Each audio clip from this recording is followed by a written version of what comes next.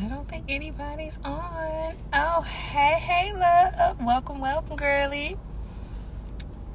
Oh, my goodness. I hope y'all are doing good, doing well. Hey.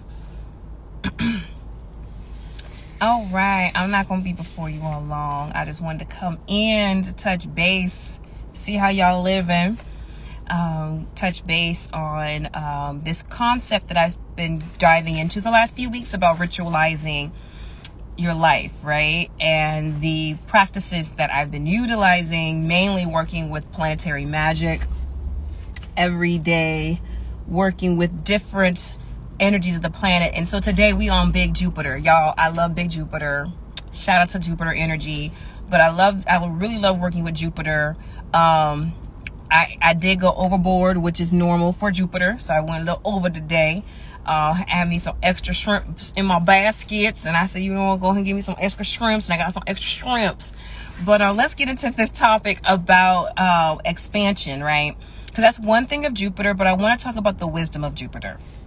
So when you're working with the daily planets, right, we all know that every day has a different resonation for the planets. And there also is hourly. There's different planets that resonate with the different hours. So let's say, for example, you want to tap into Mercury energy, but it's Thursday. Have no fear. There is a Mercury hour where the potency of Mercury within that hour is the most potent, right? So if you are trying to work with a specific archetype or a specific planetary archetype, right, remember to always give honor to the day that is, so like today's Jupiter, but and also within the time frame of Mercury's hour is when you'll be able to do some more Mercury magic. So when you're doing that, you can also amplify that magic because you are using it on a Jupiter day. Or let's say you're using it on a Tuesday, so that's a Mars day. So then you're having that Mars energy that is going to help enhance in a Martian way. So just know that in a very Martian way, your mercurial energy. And that goes with any planet because all the planets resonate at a different hour as well, or has a frequency where they're most potent. That is something that's really important to know as practitioners, because when you're a baby practitioner, it's okay to start where you're at, because we have to start where we're at. You have to start with the basics. You have to start with some type of ground. But as we start to get more mature, it's going to be even more meticulous that we are paying attention to these types of energies, if you want to call it that, right? Because that is really where your magic is going to, you'll see it more potent, and you'll see it more, it'll just flow better. And that's what we really want to get into. The whole purpose of tapping into your magic is tapping into your flow. And so when you're ritualizing your life, you are really putting yourself in the energy of the day and or hour, if you that badass with it. Okay, the day and the hour of what is happening within that time frame. So I typically always like to start on Sundays to plan my day throughout the week. So I do on Sundays the more meticulous stuff, such as, okay, this color resonates for this day, so I'm going to wear that color. Or I'm going to have a jewelry or some type of accessory that's going to help me associate that. I'll write a sigil down in the morning of that planetary day and give honor to that day and actually welcome it to, because this is the thing you guys have to remember. We're talking about, as practitioners, it's all about relationships. It's about building relationships, not just with these planets, okay, but with the energy it represents. So for example, because I want to go more into the wisdom of today of what Jupiter brings wisdom, right? I have really been making myself an effort and conscious effort to become more relational with wisdom, have her to know me by name, and more so to know her by her name, because we call it wisdom, right? We call it the energy wisdom, or we call the awareness that wisdom brings, we call it wisdom. But don't you know she has a name? Don't you know the elements, earth, wind, fire, air, they have a name? Speaking of the elements, right? There is a movie by Pixar that's coming out soon called Elementals. My daughter actually has sent it to me the other day. She's like, oh my God, Mom, I want to see this. And I look forward to this movie because the story arc so far, for what I get from it, it's fire and water falls in love with each other. And I think that's very interesting that they're starting out with the element of fire and water, or the relationship between fire and water, which a lot of us have to really get a better relationship with our water and our fire, right? Because your fire is your energy, your drive, what keeps you going, your masculine energy, what fuels your flame. And so in building this relationship with wisdom and really getting to know her, I was given better awareness on how my body is a functioning vehicle for the soul, for your goddess and God energy. And this is important, why it's important that we are being very mindful of what we are intaking as far as the food that we eat, the minerals in our body.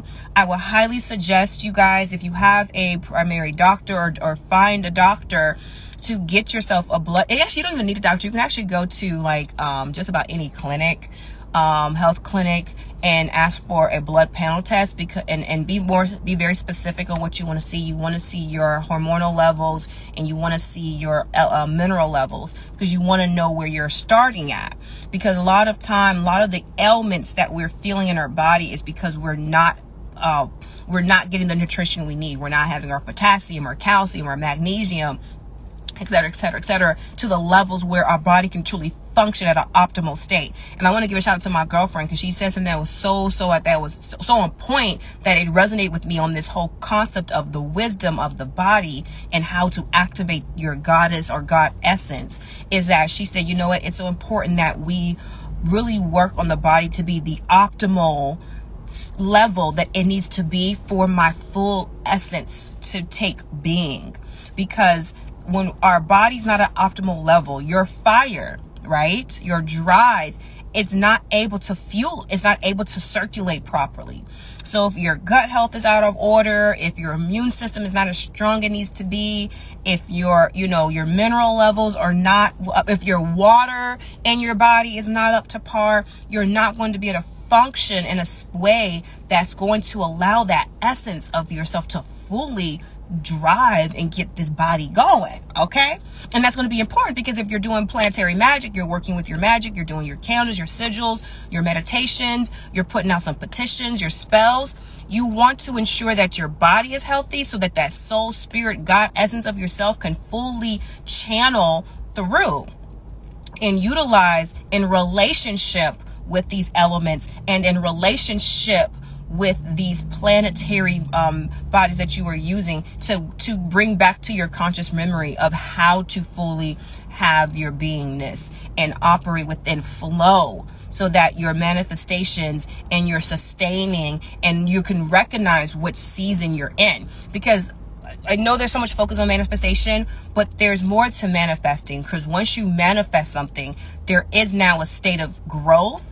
There is a state of maturity, and there's also a state of decay and death. And you have to be in flow and recognize where you are at in your cycle. Because if you're busy manifesting, I talked about this some years ago, that you can manifest yourself into a mess, and you'll have all this stuff, but nothing stuck, and nothing was able to progress and really get into a state where it can now just be on its own, and you can now draw yourself back and now work on other things. So it's important to be very focused on your energy and be very clear to see something through and know when to let something go too. And this is why for us ladies, it's important that we are tapped into the moon cycle, because that's where we resonate mostly. I actually had an appointment with one of my doctors yesterday, and I was asking her some very specific questions about some hormonal things. And she said, you're doing really well. She said, we got to look at the male body. It goes through a daily cycle. So his testosterone cycle levels go up and down within the day, right? He has his peak moments, and then it has his fall moments, et cetera, et cetera. We have a similar cycle, but ours is more monthly. And I talked about this, how to hack yourself with the feminine cycle by being in tune with your own menstrual cycle. Even if you are not menstruating now or at all anymore, you still are in flow with that cycle. And I will really beseech you ladies and my femmes on there that have menstruals to be in tune with that part of yourself so that that can get in alignment and in flow. But I'm going to go ahead and log off, guys. I want to just come talking about being in flow and using the wisdom of your body and using the wisdom of Jupiter and all the other planets and building that relationship so that you guys can be in your state of flow to see the manifestations and the full cycles of that come into pass. All right, much love to y'all. Until next time, peace.